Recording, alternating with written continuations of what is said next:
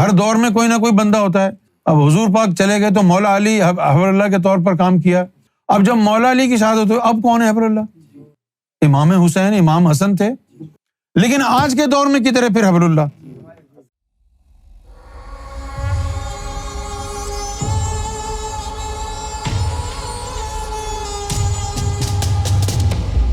جب اللہ تعالیٰ نے فرمایا کہ کنتم خیر امتی اخرجت للناس، بہترین امت ہونے کا دعویٰ صرف نصف پورا ہوتا ہے. بھئی وہ امت کا وجود نہیں ہے نا آج. تو یہ بات تو اللہ تعالیٰ نے رسول اللہ کی امت کے لیے فرمائی تھی نا. تو امتی تو وہی ہے نا جس کے دل میں اللہ کا نور تھا. وہ امتی تھے، انہوں نے دنیا کو اللہ کی طرف بلایا. آج کا جو مسلمان ہے یہ تو خود نہیں کہتا کہ میں امتی ہوں، تو ہم کیا کہیں امتی؟ اس کو سنا ہے کسی کو؟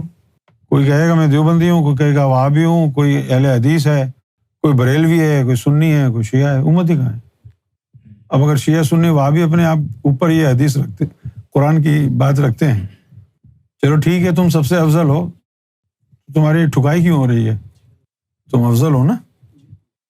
فضیلت نظر آئے گی نا جب تمہارے اندر اللہ کا نور آئے گا. گرو کون ہوتا ہے؟ گرو وہ ہوتا ہے جس کی زبان میں بھگوان بولتا ہے. اگر تیری زبان میں بھگوان نہیں بولتا تو گرو نہیں ہے. سچ ہے یا جھوٹ؟ وید پڑھو، گیتا پڑھو، پران پڑھو یا گرو کی بات سنو، ایک ہی بات ہے. ایک دم برابر ہے نا، ستیہ ہے نا. کیوں کہ گرو ہی نہیں ہوتا، ست گرو ہوتا ہے. ست گرو کیوں ہوتا ہے؟ کیونکہ اس کے اندر ستیہ ہے، اس کے بھیتر ستیہ ہے. وہ ستیہ نہیں ہے تو ستگرو نہیں ہے. اسی کے پاس بیٹھنا ست سنگ ہے، اسی کا دیا ہوا نام ست نام ہے. اب کیا تمہاری اللہ مدد کرے گا؟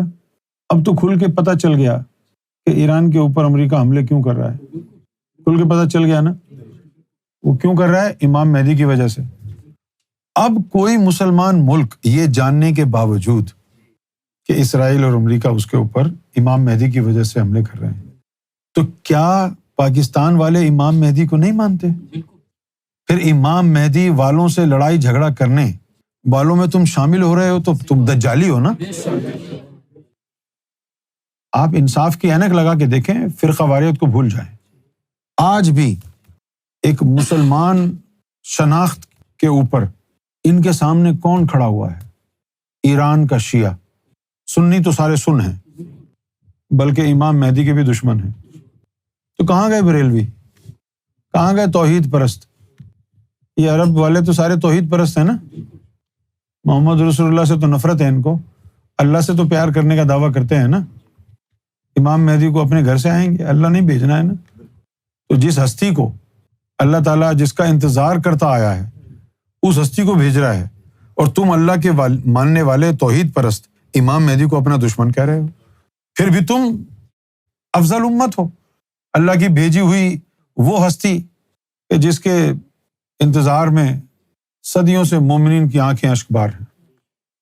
رسول اللہ صلی اللہ علیہ وسلم حجر اسود کے مقام پر جا کر جن کی تصویر کا بوسہ لیتے اور زار و قطار روتے، اس ذات کے تم کہتے دشمن ہو اور تم اللہ والے ہو. کسی مسلمان کو کوئی حق نہیں ہے یہ کہنے کا کہ یہ اللہ تعالیٰ نے آیت ہمارے لیے بھیجی ہے. یہ اللہ تعالیٰ نے امت کے لیے بھیجی ہے، تمہارے لیے نہیں بھیجی ہے. تم تو امتی ہو ہی نہیں، تم تو سنی شیعہ دیوبندی وہابی بریلوی ہو، فرقوں کے لیے تو نہیں بھیجی ہے. یار تم ذرا یہ دیکھو، ہر فرقے والا قرآن شریف پڑھتا ہے اور قرآن شریف میں یہ آیت بھی پڑھتا ہے کہ وَاعْتَصِمُوا بِحَبْلِ اللَّهِ جَمِيعًا وَلَا تَفَرَّقُوا. اللہ کی رسی کو مضبوطی سے تھام لو اور فرقے نہ بناؤ. یہ پڑھنے کے باوجود بھی کبھی دیوبندی نے کہا کہ آج سے میرا فرقہ دیوبندیت نہیں ہے، میرا کوئی فرقہ نہیں ہے. بریلوی بھی پڑھتا ہے، شیعہ بھی پڑھتا ہے، اس کے بعد بھی کہتا ہے میں سنی ہوں، میں بریلوی ہوں، میں شیعہ ہوں. تو تم اندھے نہیں ہو؟ قرآن پڑھنے کے باوجود بھی اپنے فرقے پر ناز کرتے ہو بغیرت کے بچوں. جب قرآن تم نے پڑھ لیا کہ فرقے نہ بناؤ تو کیوں پھر اپنے فرقے کا نام لے رہے ہو کہ الحمدللہ ہم بریلوی ہیں؟ اوے الحمدللہ کے چچا، قرآن نہیں پڑھ رہا تو اس میں لکھا ہوا نہیں ہے کہ فرقے نہ بناؤ. اب وہ بیچارے کیا کریں، ان کو اللہ کی رسی نظر ہی نہیں آ رہی. اللہ نے تو یہ کہا ہے کہ رسی کو پکڑو فرقے نہ بناؤ. کیونکہ رسی کو پکڑنے کے بعد فرقہ بنے گا ہی نہیں، وہ رسی ملے تو نا۔ اب وہ رسی کیا ہے ان لوگوں کو پتہ ہی نہیں ہے۔ ہاں، شیعوں کو ایک بات یہ پتہ چل گئی کہ وہ رسی جس کا اللہ تعالیٰ ذکر کر رہا ہے حبل اللہ، اس کے بارے میں مولا علی نے یہ فرمایا تھا کہ انا حبل اللہ۔ اب وہ یہ سوچ رہے ہیں کہ وہ جو اللہ کی رسی ہے وہ تو مولا علی ہیں، اور بات حق ہے، مولا علی حبل اللہ ہیں، لیکن یہ پورا حق نہیں ہے۔ اگر مولا علی نے فرمایا کہ انا حبل اللہ و انا صراط مستقیم، یہ مولا علی نے فرمایا اور حق ہے۔ اب سوال یہ پیدا ہوتا ہے پھر محمد رسول اللہ کیا ہیں؟ وہ حبل اللہ نہیں ہے، وہ صراط مستقیم نہیں ہے۔ تو بات یہ نہیں ہو رہی کہ مولا علی حبل اللہ ہیں یا مولا علی صراط مستقیم ہیں۔ انہوں نے ڈھکے چھپے لفظوں میں کہا وہ اللہ کی رسی، نور کی رسی جس کا قرآن میں ذکر آیا ہے، وہ میرے دل سے جڑی ہوئی ہے، میرے دل کا راستہ صراط مستقیم ہے، میرے دل سے جڑ جاؤ گے تو تم بھی صراط مستقیم پر آ جاؤ گے۔ یہ مولا علی نے بات کہی نا۔ وہ حبل اللہ، وہ آدم صفی اللہ سے چلی، آدم صفی اللہ کے بعد اس حبل اللہ سے ان کے امت کے ولی جڑے، پھر ابراہیم علیہ السلام آئے، وہ حبل اللہ ان سے جڑی ہوئی تھی، ان کے امت کے ولیوں سے جڑی ہوئی تھی۔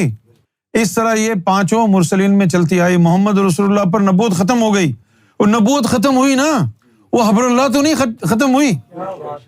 رسول اللہ نے وہ حبل اللہ جو رسول اللہ کے دل سے لگی تھی، اس حبل اللہ سے مولا علی کو بھی جوڑ لیا۔ اب امت کو چلانے کے لیے جوڑا نا۔ اچھا، اب تم کہتے ہو کہ وہ حبل اللہ مولا علی تک ہی ہے، آگے چلی نہیں، اس کا مطلب ہے امت ہی ختم ہو گئی، وہاں پر پھر فیض ہی نہیں ہوا کسی کو۔ اوے ادھر روکنے کے لیے تھوڑی دی تھی حبل اللہ، مولا علی کے سینے سے حبل اللہ اس لیے جوڑی تھی نا کہ وہ آگے بھی فیض نکلے۔ مولا علی کے در سے ہی تو سلطان باہو بنے، غوث اعظم بنے، لال شہباز قلندر بنے، خواجہ غریب نواز بنے، نظام الدین اولیاء، بابا فرید۔ یہ کہاں سے آیا فیض؟ یہ مولا علی کے سینے کا فیض تھا، کیونکہ وہ حبل اللہ ہیں۔ حبل اللہ ان کے دل سے جڑی ہوئی تھی۔ ہر دور میں کوئی نہ کوئی بندہ ہوتا ہے۔ اب حضور پاک چلے گئے تو مولا علی حبل اللہ کے طور پر کام کیا۔ اب جب مولا علی کی شہادت ہوئی، اب کون ہے حبل اللہ؟ امام حسین، امام حسن تھے۔ لیکن آج کے دور میں کدھر ہے پھر حبل اللہ؟ وہ اس کے لیے کہ حبل کدھر ہے، اس کے لیے اللہ تعالیٰ نے فرمایا فانتشروا فی الارض وابتغوا من فضل اللہ، ڈھونڈو وہ کدھر ہے۔ فانتشروا فی الارض، پھیل جاؤ زمین پر، وابتغوا من فضل اللہ، اور وہاں پر اللہ کا فضل ڈھونڈو۔ فضل وہ یہی ہے، حبل اللہ کا ڈھونڈنا۔ علم حاصل کرو چاہے چین جانا پڑے۔ اب مجھے بتائیں، چین میں کوئی مدرسہ تھا حضور کے دور میں جو قرآن پڑھاتا تھا؟ تو حضور نے فرمایا کہ علم حاصل کرو چاہے چین جانا پڑے۔